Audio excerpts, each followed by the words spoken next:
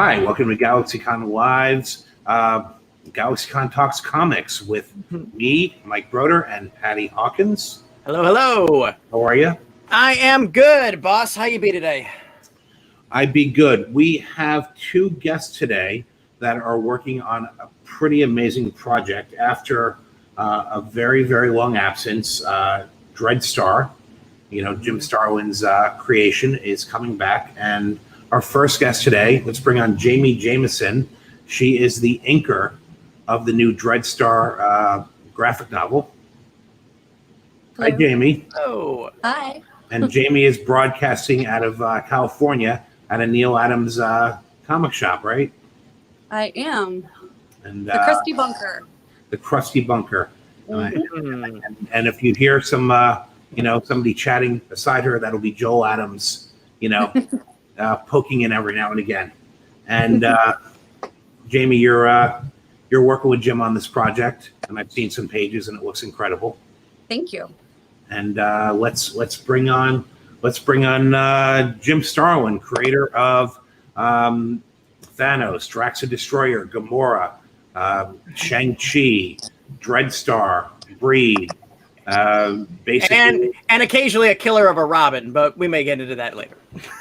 You forgot the Infinity Gauntlet. And the Infinity Gauntlet.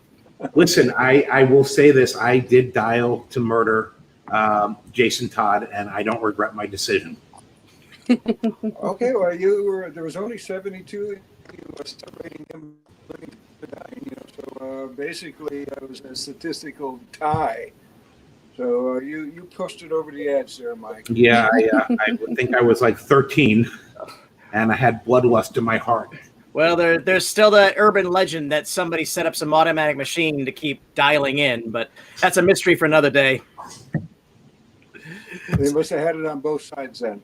Maybe the only person who didn't dial in. I was down in Mexico at the time, not around by phone. And we have a Spencer Mike, Beck. I can't hear you. Oh my. We are having some technical difficulties, but by all means. So Jim and Jamie, such a the fact that DREADSTAR is coming back, and what's really fantastic too is that you are actually able to return to the artist table and draw it, which is, I think, the way that we all wanted to see DREADSTAR to return. How did this come about? Well, about 3 years ago, I blew a big hole in my hand, and between here and here, and basically, even after it healed, I was good at the drawing board for about 15 minutes before it started cramping up, and I'd have to throw it under the ice. I kept squeezing the ball, and I thought the times were getting a little bit better, and I finally was able to do the covers for the DREADSTAR Omnibus. But it took me about 2 weeks to do these two covers, and most of it was done on the computer. And so the conventions were going on. I was going to the conventions, and I met Jamie along that time. And it's strange because Jamie ended up being at all the key points where I started drawing again. Yeah. I don't know if you remember this, but basically Spencer bugged the hell out of me to do a sketch for you when I started doing a little bit of drawing again, the Dr. Doom drawing. Mm-hmm. And so that was one of the early ones. And then later on at the conventions, I would see her inking Keith Giffen's convention sketches. And I thought that was pretty good. And I asked her if she would do some of mine if I did them at home and then brought them in. And she started doing that. And I liked what I saw there. And so when Dan DiDio asked me to do a alternative Metal Men cover, I asked if she would ink it, and she did. And then when I finally decided to go full-time on DREADSTAR, because I had been working on it and I'd had about 20 pages before I even talked to a publisher, I hunted up Jamie again and said, how would you like to become a full-time inker? And she hemmed and hawed, but I threatened to kidnap her dog, and she took the job. Well, who could argue with that impetus? Gracious. So what Was it just the ability that you felt comfortable enough to draw again and keep on the schedule, or was it just felt like the time was right? Let's bring Vance back out for another hurrah. Well, I've been talking to media people about Vance, and so my original idea, I was going to kill him off. I was going to do a final DREADSTAR story, which I've talked about over the years, and I'm still in the process of writing that, but I'm going to put it in the drawer because I got other ideas, and this latest one with the DREADSTAR Returns is a bit of a love story with some really weird stuff going on in it, and it was a tale I wanted to tell. You know, it's 25 years later inside the book also. I made everybody timeline. Eddie's middle-aged now. He was always a kid to start off with. Willow is still running everything in the Empirical Galaxy. And DREADSTAR, who has always been an anarchist without a second act, not very good about living in peaceful societies, much better at overthrowing governments than living in one. He found the job where his talents can be of use without him wrecking havoc on Willow's empire. So it's all worked out pretty nicely for him until our story starts and this new menace arrives. And at first that's what everybody thinks, it's a new menace, but it turns out it's something out of their past that they didn't expect, and makes the story all the more horrifying because of that. So you had, so you guys launched the Kickstarter right at the, weird time where the entire world shut down. We were planning that. and instead of, postponing, you guys just went for it. And it was it's been incredibly successful. I think you've crossed you crossed your goal in 14 hours. Yeah. And you have some amazing variant covers that I've seen attached to this. I think my personal favorite is Richard Pace's cover. Yes, that's a good one. That's a real good one. I think he's supposed to be mailing to me any day now. It's already sold. Hey? Okay. And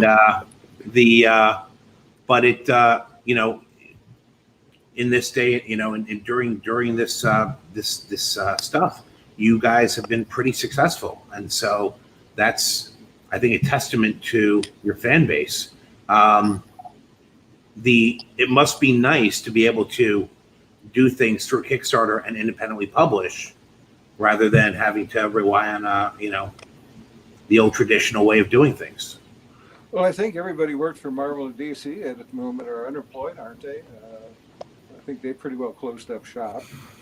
So this actually, we may have stumbled into the future without even knowing it at the time. This seems to be a good way of doing things that don't depend on a market that may be as fragile as it is for quite a while. So, maybe the Kickstarter is the future. I'm not Nostradamus. I just sort of bumbled into this thing. But it's all worked out pretty well so far. Well, you had some success also with the remastered hardcovers. Yes. We did okay with that and during good times. And actually reworking all the things probably what helped get my hand back in order, because I was working with a stylist the whole time, and it wasn't as much pencil pressure as you put into a pencil. So one thing I've always loved about this series, and it's such a personal work of yours, it's just the history and the way you've been able to just start at one place, and then when that time ran out, you put it in your back pocket and you went somewhere else. And now it's all this zeitgeist now of, so the Kickstarter model is definitely proving a fantastic outlet for everybody. So what I'd love to know is how did DREADSTAR evolve? How did it come about originally? Originally wanted to do a fairy tale. Oh, that was what the Metamorphosis was going to be. It was going to be a fairy tale. I had been working with Mike Flug out in California on the Wizards movie and at Ralph Bakshi's studios. And I said, I'm going to do, and he did all these beautiful illustrations for it that no one's ever seen. And I said, well, I'm going to do something like that. But I'm not really good at lighthearted fairies and stuff like that. So it very quickly went south on me and disappeared into post-apocalyptic science fiction where the fairy tale sort of disappeared. So basically, it was Vietnam story. It was a time at that point where there was a lot of dissatisfaction. A lot of times it felt it's never going to work out, like now, and maybe we ought to start all over. And so that's where the Metamorphosis Odyssey sort of came from. It was, hopeless situation. Let's start over and turn the page and do something different. What was it like? What was it like? Galaxy came into the story.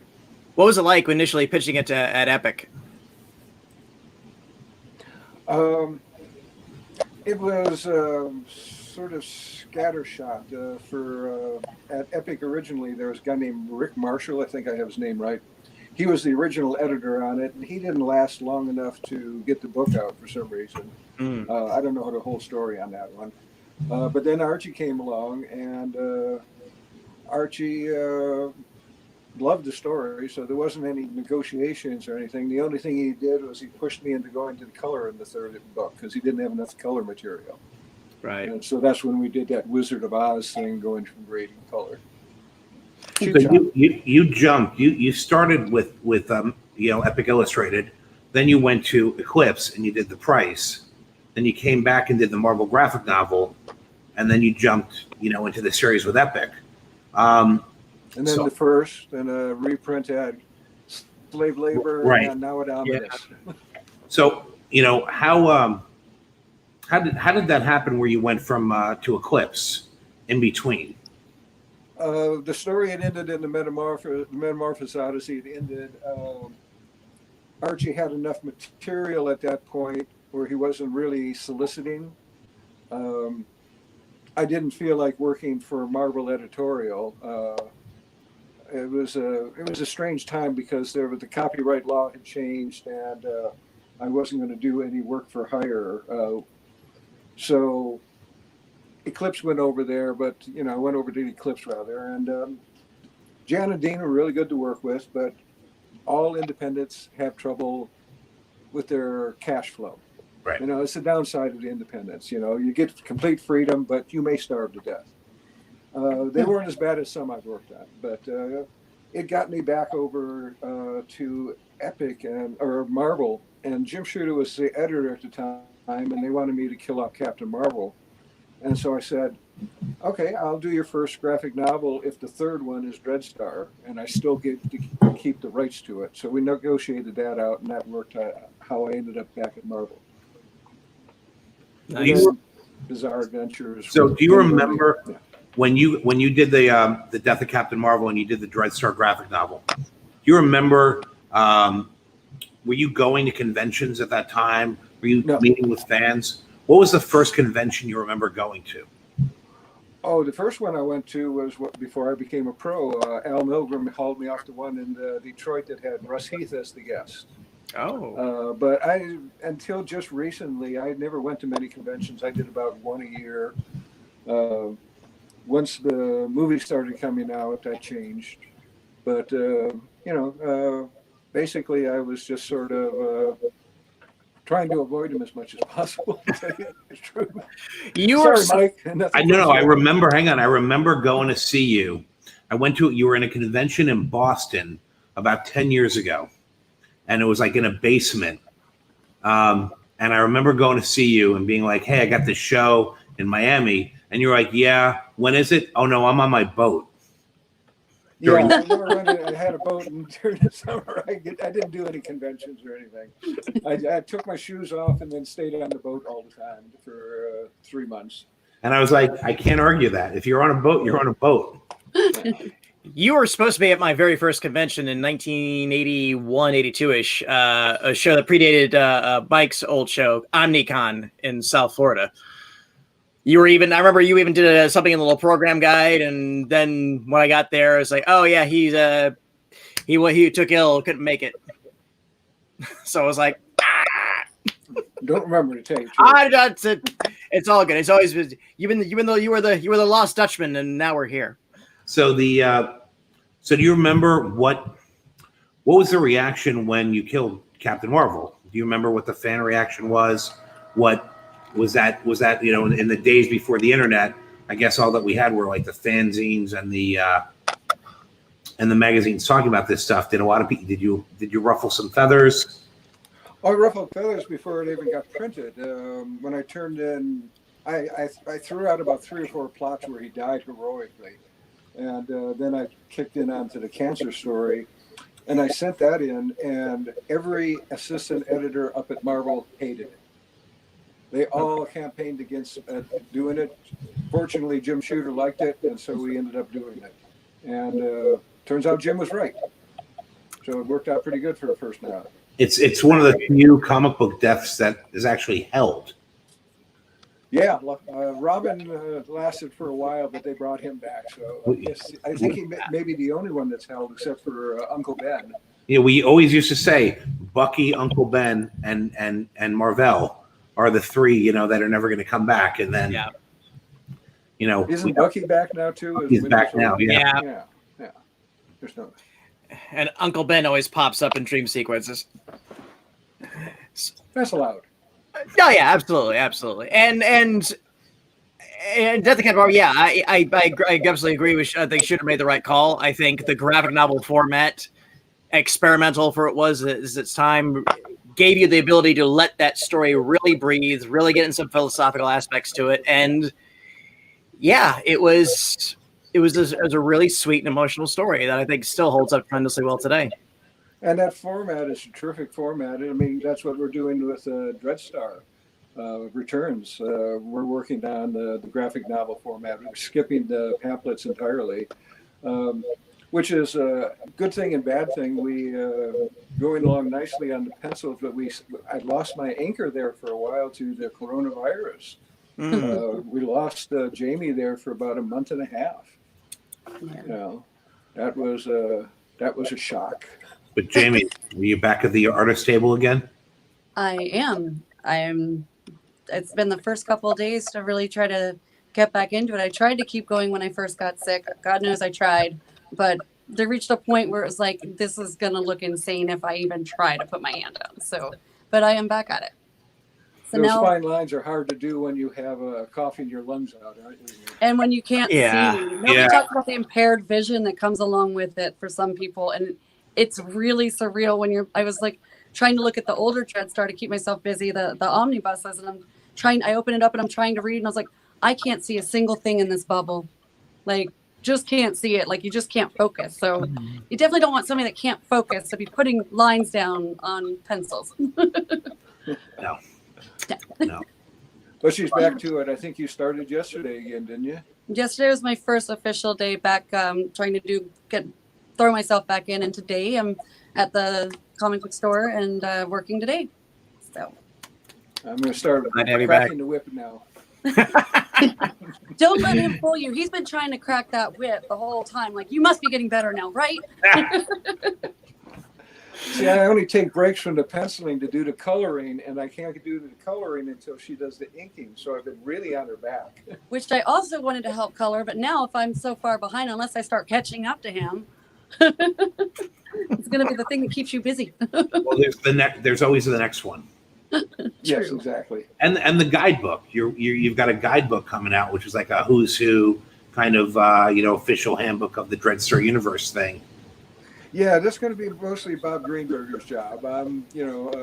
It was Ron Maher's idea, and I said, sure. And as long as I don't have to do too much work on it, because I got this other thing I'm working on. And they came up with Bob, and Bob's a real historian on these things. And it'll be working with pickup art out of the things. But it'll be a good companion to the omnibus and the other stuff, and gives you a little extra details on the characters that fill in with Bob, and he'll probably sprinkle little anecdotes throughout.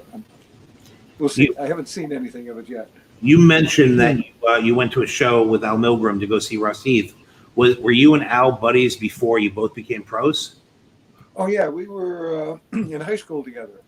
Oh wow! He was one of the smart kids, and I was running with a rougher crowd. And he'd come running up to the hallways and go, Jim, have you seen the new Fantastic Four? And I'd throw him against the locker and say, keep quiet. My friends don't know I can read, let alone that I read comic books. So we had a strange relationship. So who got in? So, well, that explains a lot. Like, because you worked on Marvel, Al Milgrom worked on Marvel. You guys are always looking around each other. Yeah, I went to New York after I got out of service, and about a month in, I said, you ought to come out here. We can get you some kind of work. Because everyone was retiring at that point, all the artists from the 40s and that. So we got Alan there, and he got set up with Murphy Anderson to start off with as his assistant. And eventually I got a job, a Fafford and a Gray Mouser job, the back of that book. And that was Alan's first inking job. Wow. Was that over Chaikin's pencils, I think? No, it was over my pencils. Oh, you were saying I saw, Yeah. So, it was a Gray Mouser story. It was in the back of the book. It was like 6 pages or something like that. Right. Yeah, that was my DC in their sword and sorcery phase. That came on later on. Yeah. It was early 70s somewhere. Yeah. That was that pretty fertile time. So yeah, and you kept on going from there. Well, when you got into that professional area, yeah, you were doing the little DC stuff. You kicked in at Marvel with, I think, like a couple of horror stories. My first one was a love story. Oh, Cindy the Waitress, Tom the Truck Driver, and Dick the Dude. A lot of alliteration in that one. Even in the romance comics. Yeah, especially in the romance comics, I think. So Jamie, Spencer is like, how did you feel when you were formally asked to work over a legend like Jim on a legendary title like Spencer using the word legend and legend? I think the question is, Jim, how does it feel to work with Jamie on DREADSTAR? Well, I feel honored that I've done a convention legend. I'm working with a convention legend like Jamie and her dog, Sydney. Yeah, I think it's really all about Sydney. Everybody just loves Sid. Yeah. For those who don't know, Spencer is the artist's choice. He's art rep, and I think he's Jimmy. He's been booking you into conventions, and Jamie as well. And he got, he's reps a lot of talent and likes to use the word legend a lot. Speaking of legends, Jim, you mentioned Archie Goodwin earlier. Yes. And I never had the opportunity to meet Archie. He passed away, a while ago. But I've heard such wonderful things about him and how he was really like just a really great editor and helped a lot of talents along. Was he still around when you left Marvel to go to First? Yeah, he was heartbroken by it. Marvel's bookkeeping department just stopped paying me. The checks were cut, and somewhere between the dispersing and the post office, their postal exchange, the checks disappeared. And I went like 3 months, and editorial couldn't do anything about it. I had obviously pissed somebody off up at bookkeeping, and we finally just broke the contract for the non-payment, and I went over it first and finished off the story that way. It was a real cluster, you know what? And I know when First faded away, there was some litigation with some people's properties. Was DREADSTAR kind of spared that? Yeah, no, the First properties were the only thing that got tied in there, and they eventually they got bought up by Marvel. So Marvel thought they were going to get the characters and the coloring system, but they only got the coloring system because that was Malibu. Oh, Malibu Ultra. Yeah. First was Chicago. Excuse me. No problem. I don't remember. I left the book, and Peter David came over and did his run on DREADSTAR. And, we just sort of ran out of steam eventually. I don't think they disappeared until later on. The main thing is, was never tied into anything they had legal. Yeah, the main thing is it was still yours to do with whatever you wanted to do. Yes, I never signed away the rights on it. So speaking of Malibu, did Marvel think they got the rights to Breed? No, they thought they had the rights to Rune and the other characters. But, Prime. there was Prime. There were some contracts that Malibu did with the creators that kept them from getting them. Because it was as I understand it, I may be wrong on that. So don't. Because I think Breed was under their Bravura sub imprint that was still creator owned. Still I believe creator owned. Yeah. Okay, that's what it was. Right, and Shaken did Power and Glory and all that. I think the story was that they, like, each of the creators had like 1% or 2% or some kind of small ownership of the characters where they had to get royalties. And when I talked to James Hudnall about it, he used to tell the story about how Marvel just didn't want to deal with the micro accounting on it all. Oh, that may have been the case for all I know. And same with Englehart. I think owned a piece of a couple of things, and it was just a mess or something like that. And surprising. I mean, they did that Nightman even had a TV series for a little while, so that thing had that imprint had a little bit of heat behind it. But early '90s. Yeah, and they expand. The trouble with a lot of these, I think with First and Malibu, they expanded out far too quickly, and they just couldn't keep up the quality of what they were doing to begin with, and I think that's what hurt them in the long run. Indeed. So, Jim, you've gone on record. You said many times that Kirby and Ditko are two of your highest inspirations. Jamie, yes, Jamie. What are your artistic comic book inspirations? Kirby is my all-time favorite. All-time. Actually, just named a little duckling after Jack Kirby. But yeah, true story. But yeah, I would say Ditko, Kirby. I've always been a fan of Steranko's work as well. I would say, but Kirby's hands down my favorite. And Jim Starlin is up there, like way up there too, like right up there. Are you gonna sneak some Kirby crackle into DREADSTAR?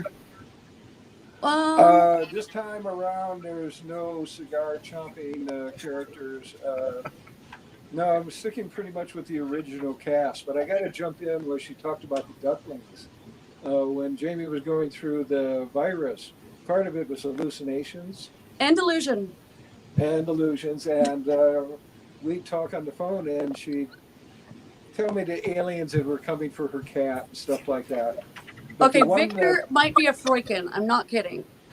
Yes, but one time she was telling me how her and her friend were raising swans for the cemetery. They had them in an incubator and they were raising them. And I just wrote that off as another hallucination.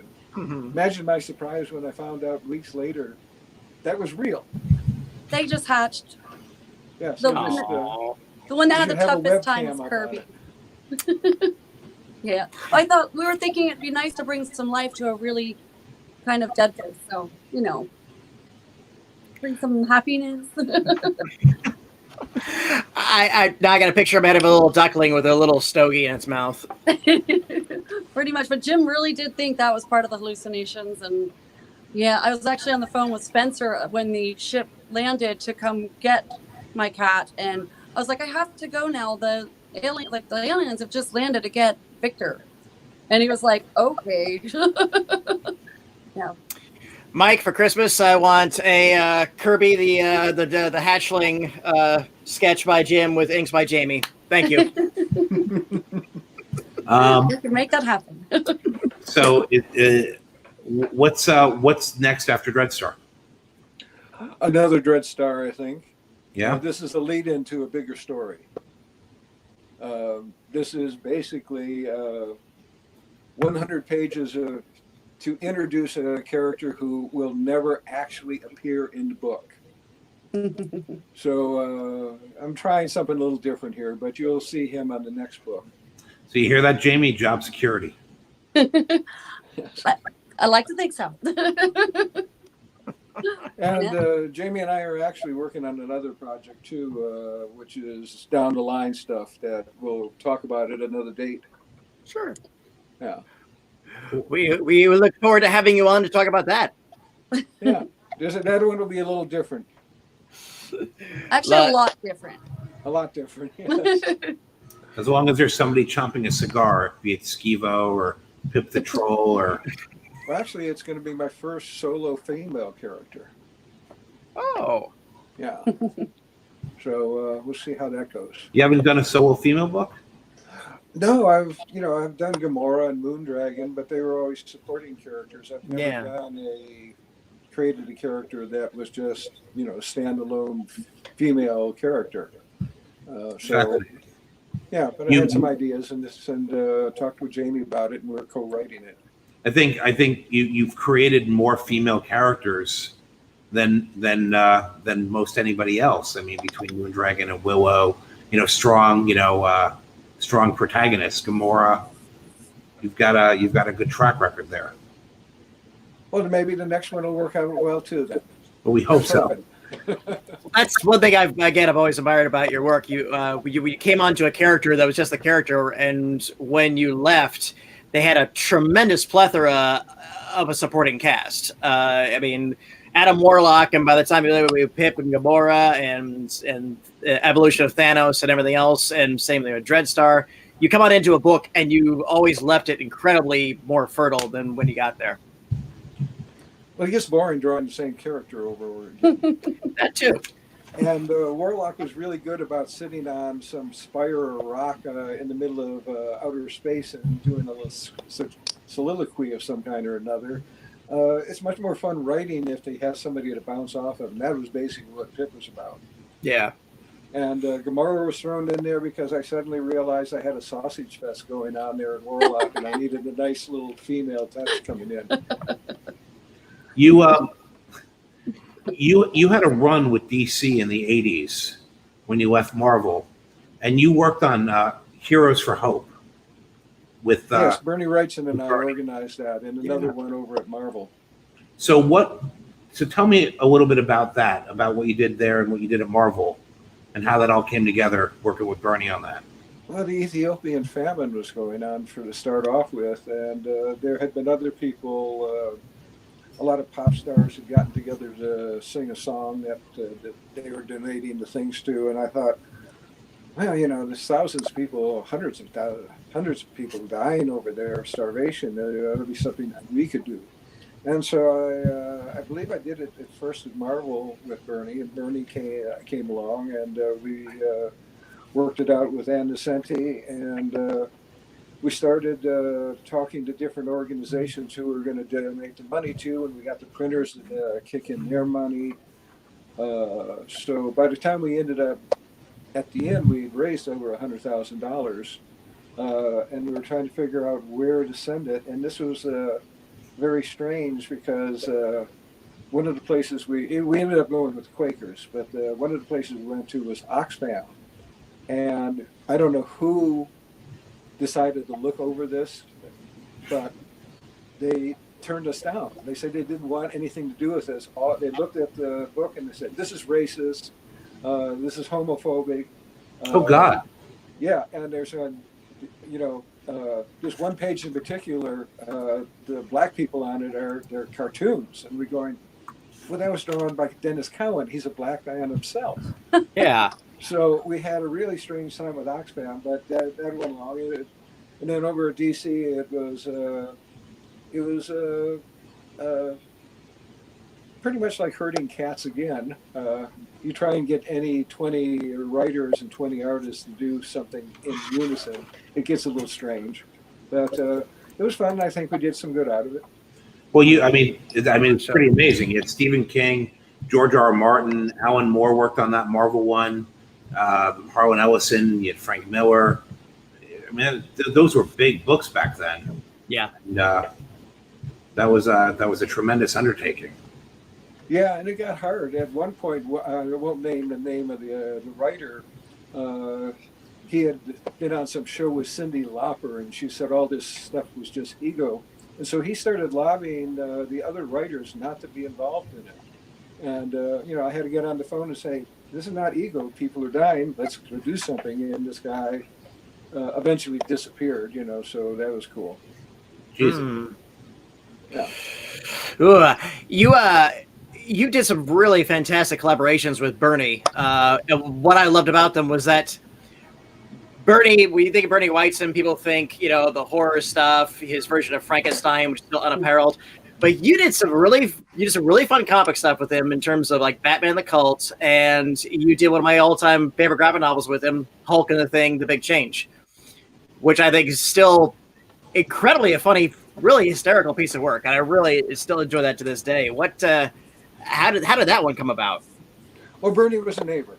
Okay. Bernie lived about a mile away from where I live, and what nobody realized, except for Ron Mars and I, is if you wanted to get Bernie on a book, you had to stop by once a week and look at the pages with him and get his juices going again. Go, this is terrific work. This is great work. And he would go and do the whole books. In fact, when we did the Cult of Batman, it was a really good seller. So we approached DC and said, we want to do a sequel to it.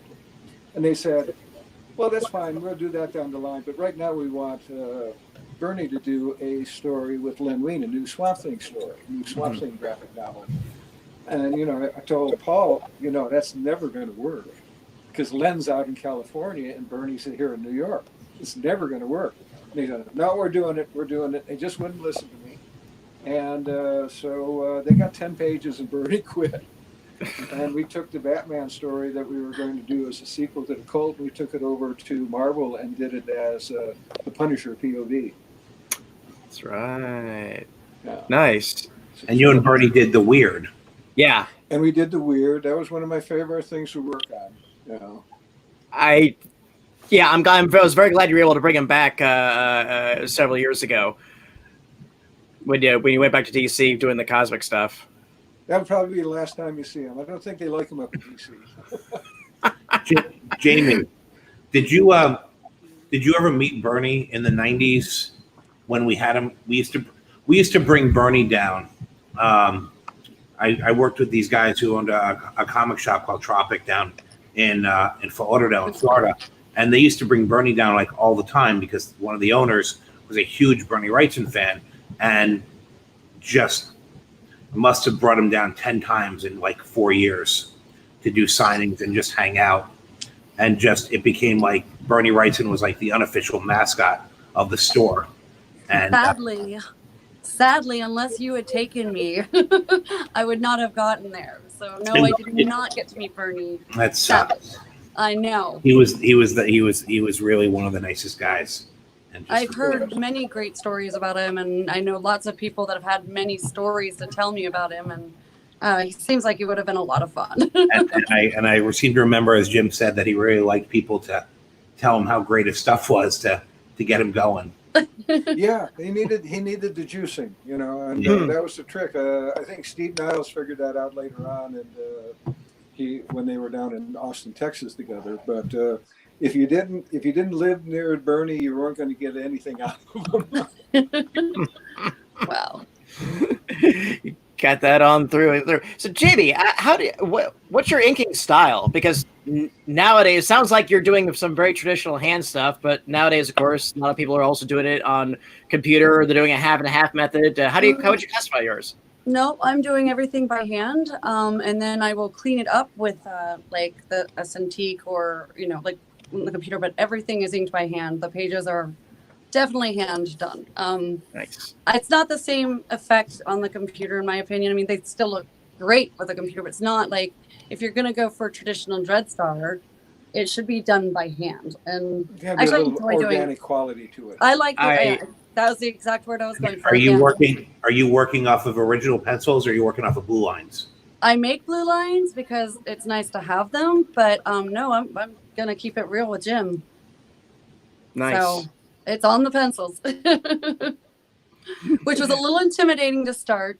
I was like, actually, Joel was the one that was like, I was sitting there like, where should I start with this first page?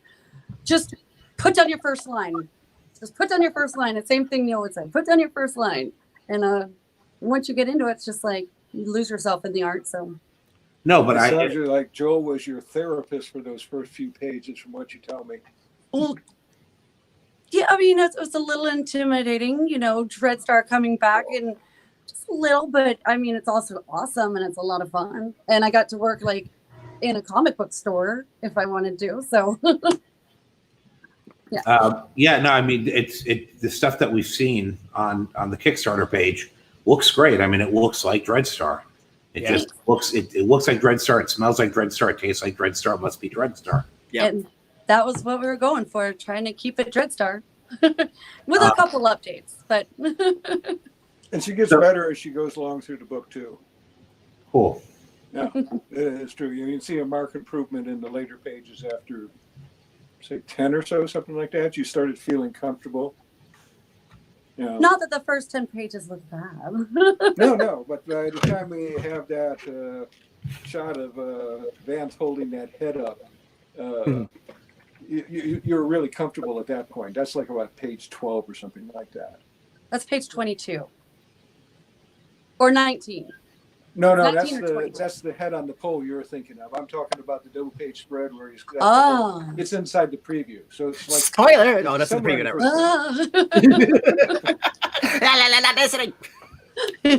Well, that's just the beginning of the book. We're not going to spoil it. Oh yeah, no. It's fine. It's fine. It's like page 10, Patty. There's 100 pages of this thing.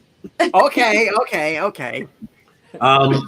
So you've worked with a lot of great collaborators over the years. I mean, we talked about Bernie. You worked with Mike Mignola on the Cosmic Odyssey. Who are some of your other favorite people that you've worked with, over the years? Well, Milgram and I were the one that was the most collaborating. My favorites have been Bernie, Ron, Lim, and now Alan Davis as far as the writing goes. Inking, I love Klaus Janson.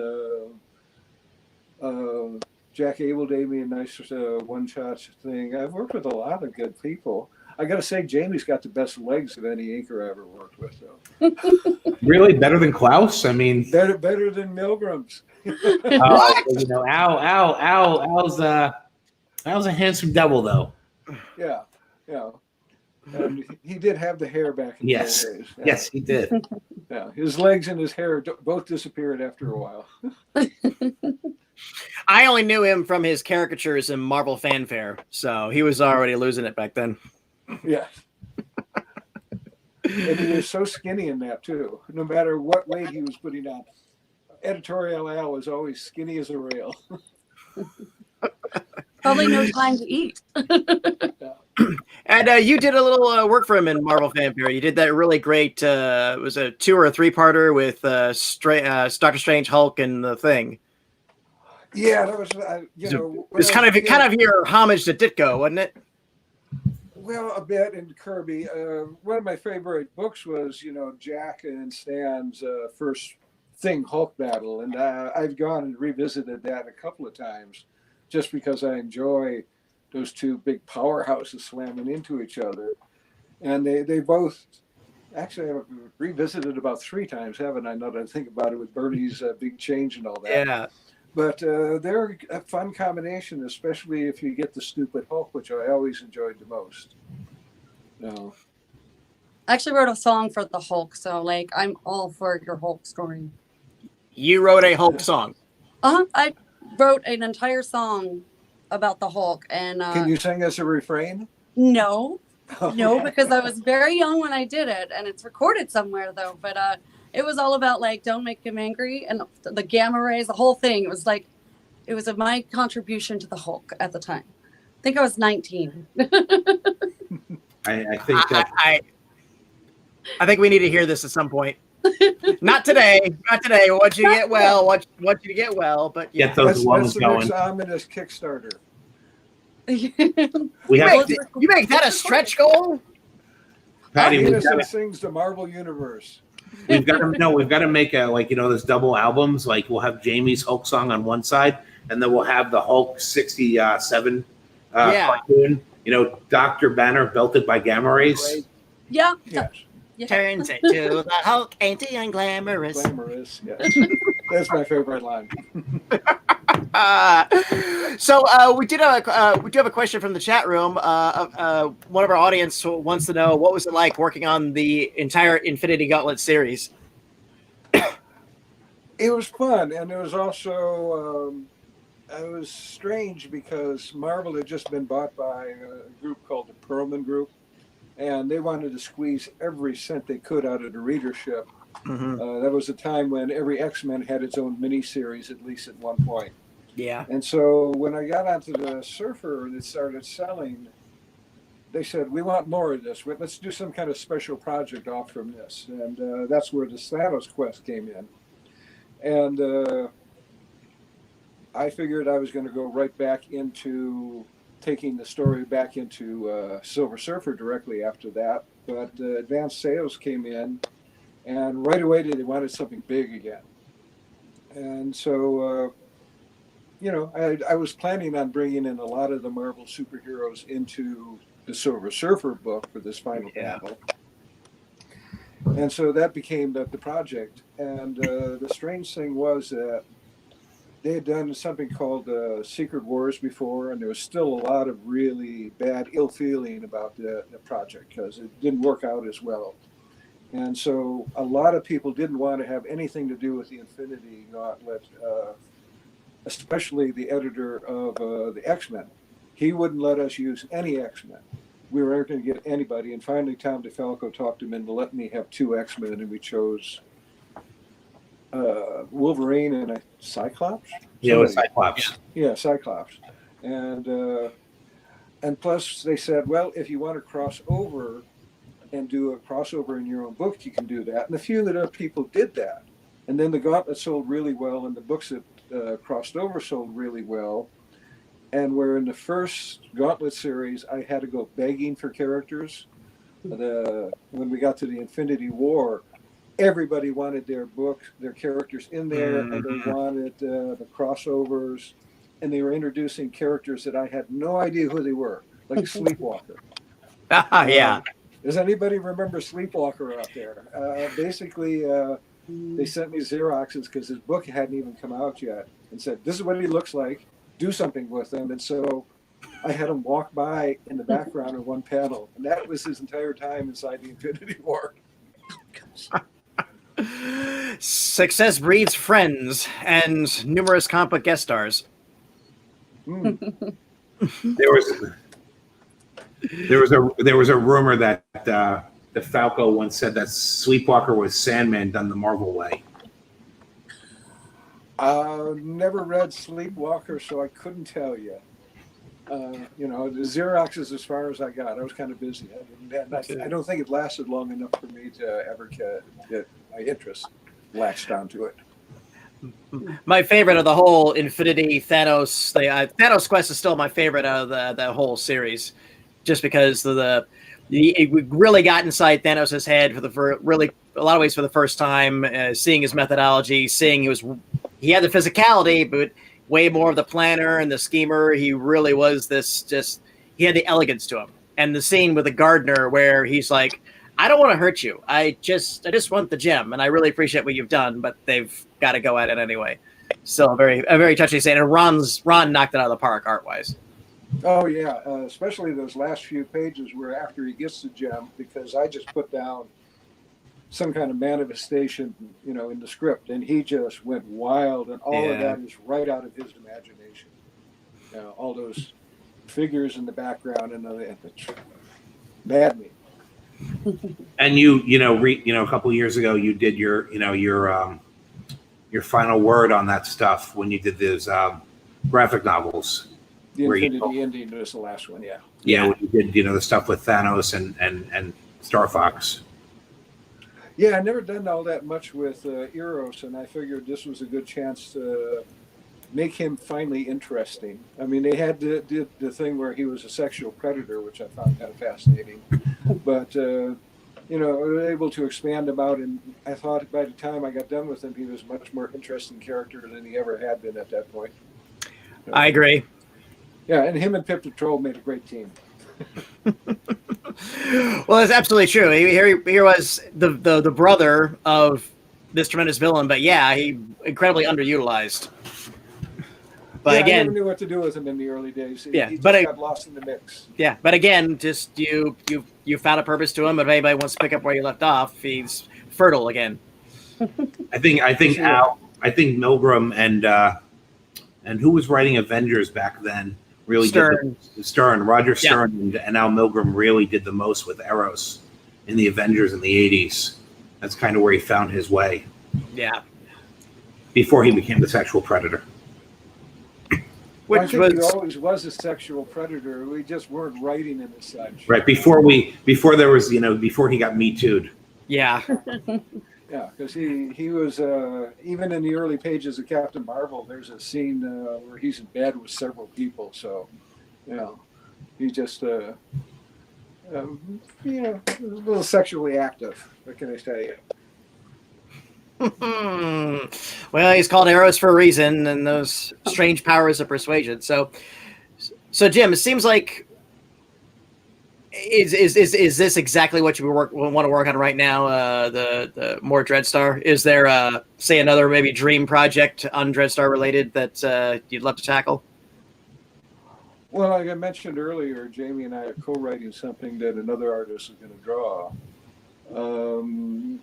Between it and DREADSTAR, that's about all the time I have. I don't really want to. I have no interest in working for the majors anymore. Not that I'm even sure they're even going to come back at this point. We'll find out. But I'm quite happy working on these own little projects. This is Absolutely. Well, I think more what I want to do.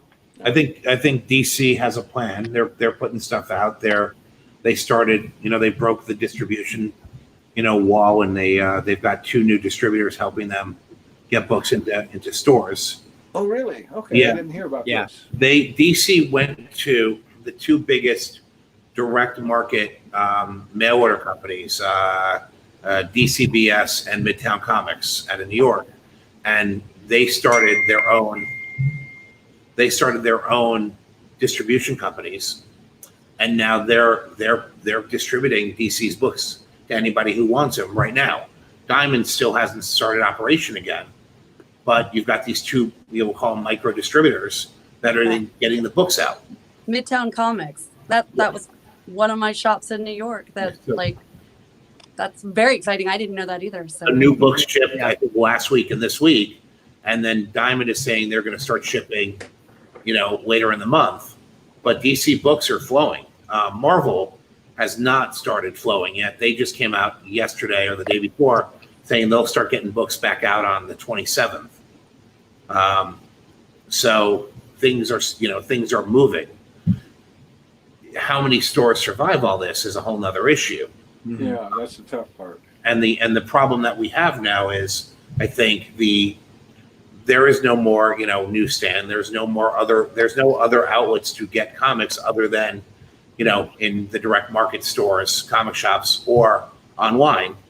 Kickstarter, Indiegogo is the alternative right now, and there have been a bunch of people that have been successful, like yourself, that are getting out straight to the public.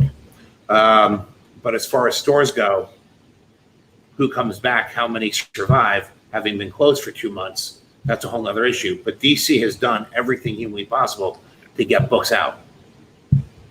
Jamie, is Joel Neal's shop doing curbside? Are they still open?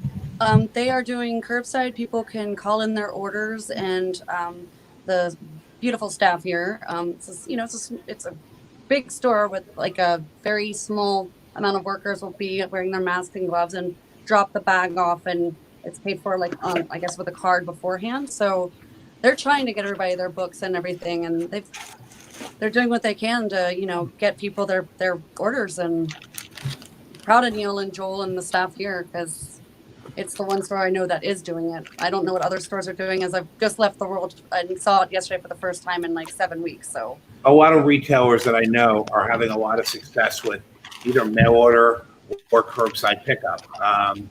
There's the guys in Orlando where Patty is, a comic shop.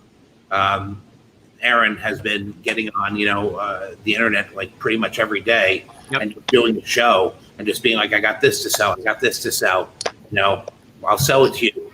Tell me, buy it and I'll mail it to you. Right. And then, I know a bunch of other guys that are doing, either getting it out on eBay, doing mail order or the curbside. And it's those who are doing it seem to be having some success with it.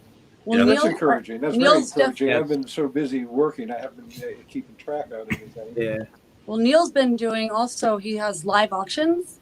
So they have a lot of like original art, some older books. I guess they'll put, I don't know if they're doing the newer ones on auction. I don't think that. No, Neil's been doing the Facebook Lives with his stuff. Yeah. So they've Yeah. been doing lots of auctions and like, variant covers. I know Joel is offering to do up variant covers. And so they've been trying to do just like the curbside and the online. So, I mean, I'd be interested to see what other stores are doing like locally, because there are a lot of comic book stores in LA. They're kind of dispersed, but there are quite a few around here. So I think the stores that are hustlers, right? The guys that are hustlers, the guys that are, will find a way.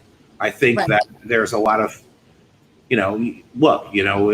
how many times, Jim, in the last 40, 50 years have they said, this is the death of the comic industry? About every 5 minutes. Right. And, Yeah. and we went through the implosion in the late 70s, right? That's the death of the comic. Computers, television was going to kill it. Movies, Right. would be, yeah. When after World War II, the comic book industry was dead. In the 50s, the comic book industry was dead. In the 70s, during the implosion, the comic industry was dead. During the 90s, after when everything collapsed and Marvel went bankrupt, the comic industry was dead. So you get that, but I think that the retailers are the guys who, want to make money, will find a way to make money, and then the ones that don't work as hard. Plus, I think you're going to see the industry, especially after this quarantine and that. I think you're going to see the industry change. We've been seeing it going along anyhow. The pamphlet kind of comic books are sort of like lost leaders for them. Now. Right. They're not making the money until they get up to the Trade. trades and stuff like that. So, I eventually see them disappearing.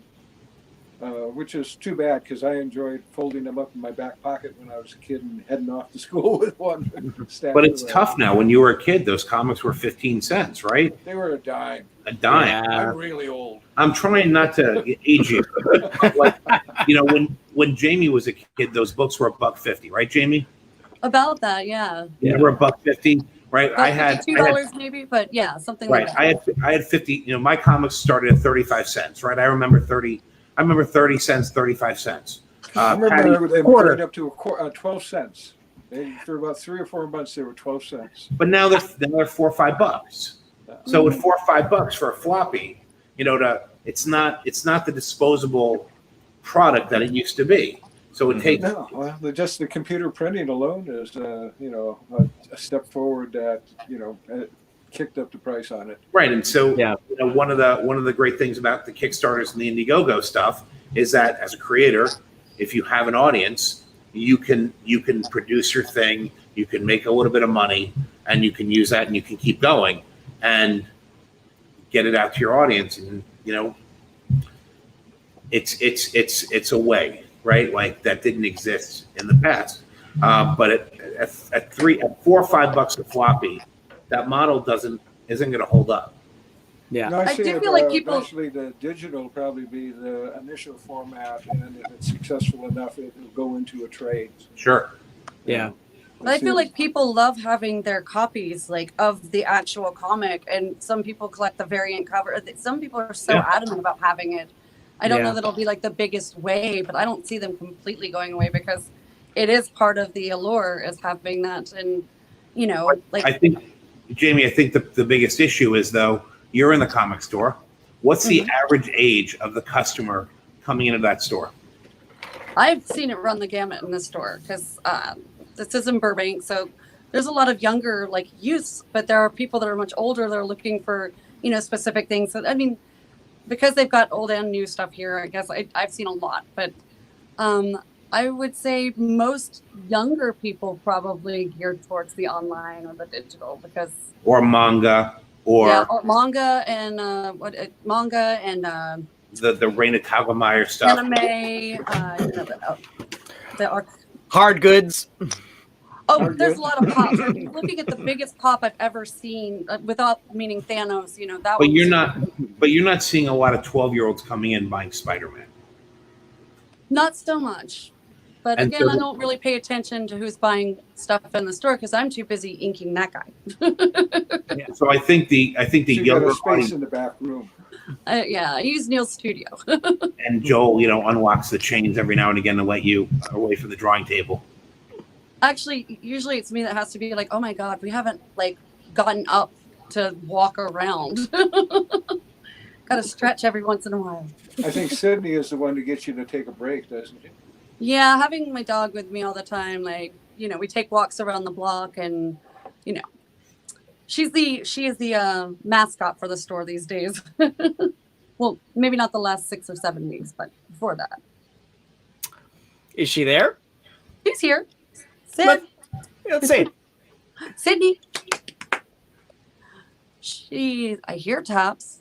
Come here, baby. Come here. Oh, want to see? Peanut butter. Jim, you have any pets? Peanut butter. I got a bear. A bear? Yeah, it comes around every so often. Oh, you almost Eats my inherited a bird cat. feeder, and I chase it off with an air horn. You almost Here's the inherited a cat. monster. Aww. Say hi, Mike. Hi, Patty. Don't Hello. forget about Jim. She said hi, Jim, first. Oh, okay. I missed that. But you did almost inherit a cat, so you would have had another pet. Yes. I was supposed to take if Jamie didn't make it through the virus, I was supposed to take her cat. She made me promise that one afternoon. I have 2 cats, but only one that I was going to have him take. She's like, Yeah, the socially misfit one, she insisted I take. And don't worry, Spencer will send you all the cat toys and cat food. oh my God, weren't those boxes huge? Spencer will bury you in cat stuff. Yeah, well, as it turns out, I don't have a cat coming. She survived, and probably just as well. My last cat got 8, so. By the bear? Yeah. No, a fisher. I'm pretty sure it was a fisher. Oh. They're a giant weasel, a little bit smaller than a wolverine. But she was supposed to be an indoor cat only, remember? Yeah, but yeah. But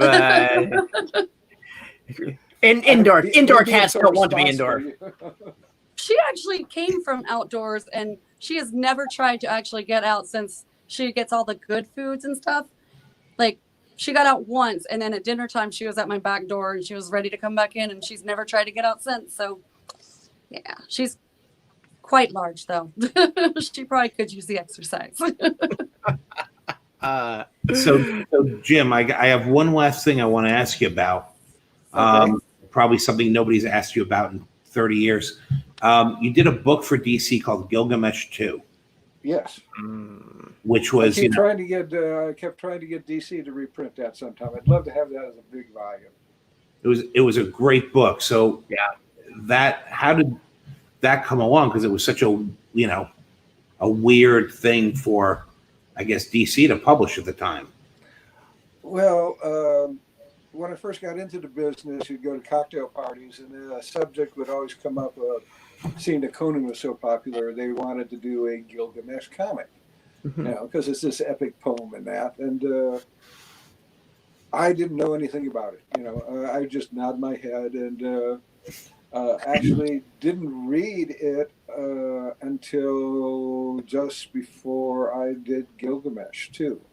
Because Peter David was going to do a science fiction version of it for DC, and for some reason it fell through. They couldn't do it, and so Dick Giordano asked me if I wanted to do it, and I went, "Well, I have to read the poem. I have to read the book because it's not a book; it's a poem." And I went, "Oh," and that even turned me off more. But I finally sat down and went, "Gee, this could be kind of fun." And the more I thought about it, I finally went back and said, yeah, let me do that. And it was originally supposed to be something I just did at my own pace. The first issue took me about 3-4 months. And then there was that whole mix-up with Robin getting killed, and then realizing they had all these pajamas and lunch boxes with Robin. And I was suddenly persona non grata, so all my other work at DC disappeared. Batman, New Gods, and they were suddenly going, "You need to get this done right now." And I went, "Okay." So I worked my way through the 4 issues, and during that time, it was made clear to me that I was not going to be welcome up at DC anymore. And so I ended up going over to Marvel, back over to Marvel, and that's when I did the Infinity Gauntlet. So it all worked out pretty well. So they shifted all the blame to you for the Robin. Yeah. It was kind of funny. They said, "Who was responsible for this?" And everybody had been taking credit for it up until that point. And I was still in Mexico, so I didn't defend myself. And when I came back, I found out I was out of work. Did you see what you did, Mike, by voting for him to die? Did you see? Do you know how annoying Jason Todd was? Do you know? I think in Mexico, the last Lamole, there were more of the Death in the Family book signed than anything else. Like it was just nonstop, and all these different versions, like covers that I'd never seen, and that seems to be really. Well, you did that story just before the Death in the Family, where he drops the guy, like you don't know if he killed the guy or not. Yeah, I left that up in the air whether he was a murderer or not, because nobody liked him. So I figured if I could leave it as a murderer, why not? You know, as a 12, 13-year-old, boy at the time reading Batman, not liking that character, when you started writing it, that was the most interesting take on the character. Like that take on him was, okay, he got a little angry. He may or may not have done this thing, right? Like he wasn't just an idiot in, green Speedos and running around, going, geez, Batman, So the shame of it is you were writing him better than I think he had been, or you were giving him more than he had. He was I was being forced into writing. I didn't want to write Robin at all. I was trying to work stories around, and Denny finally said, "You got to stick him in someplace."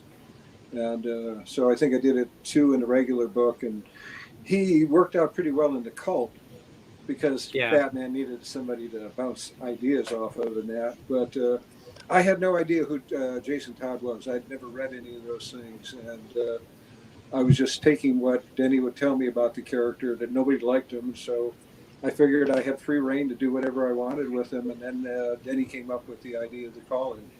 And then the supreme irony is that the take I got was when they introduced the next one, Tim Drake, they wrote him the way you wrote Jason.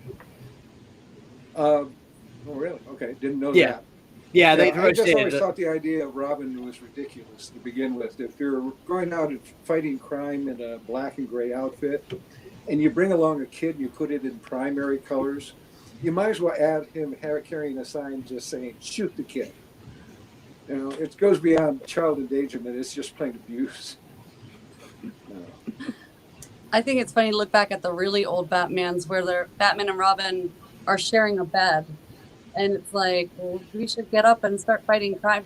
It's just funny to me. Like, you've got this big mansion, and you've basically taken in this kid as adopting him, but he can't have his own room or bed. I always had a problem.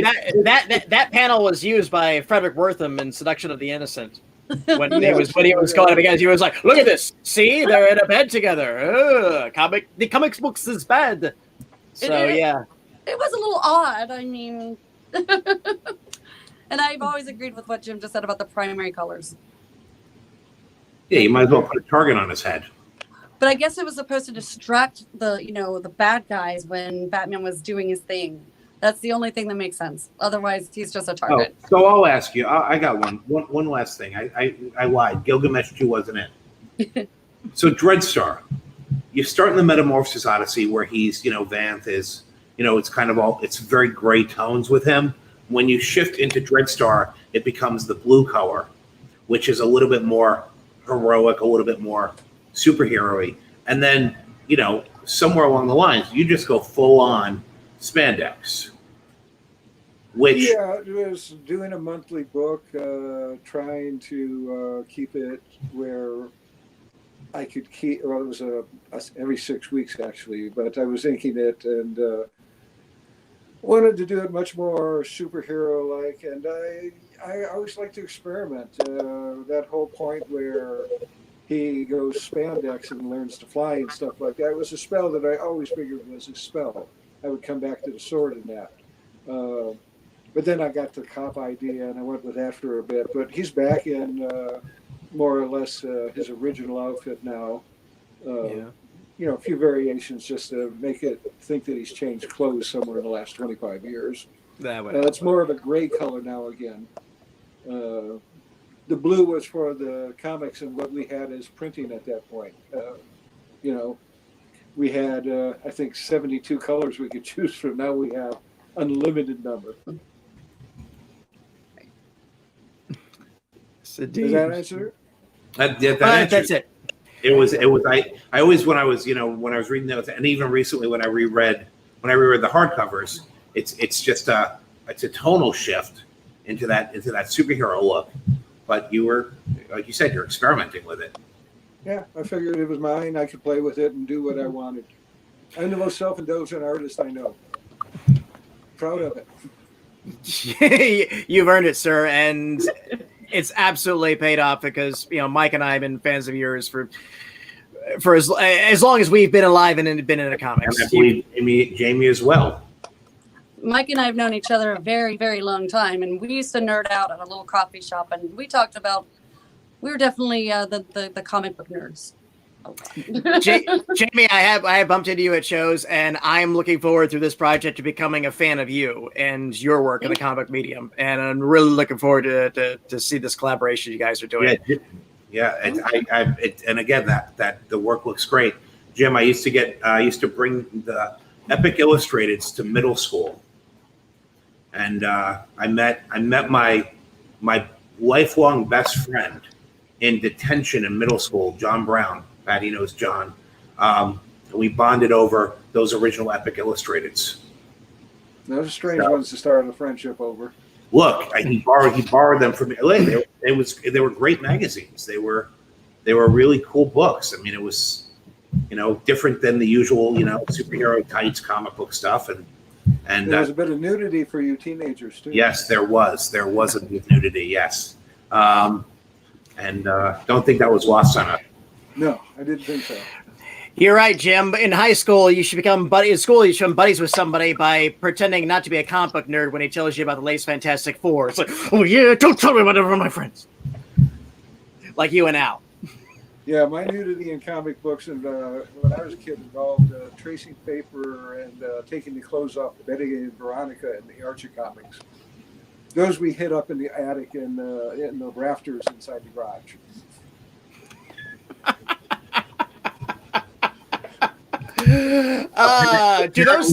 Apparently, Mike Sikowski used to do some drawings that if you knew him, that were a little bit risque. I think Jim Mooney did some Supergirl stuff that maybe isn't safe for work, and I think I've seen Dick Ayers do an Invisible Girl or two that wasn't safe for work. The only thing you're going to find out there of mine like that is an Iron Man sitting on the toilet.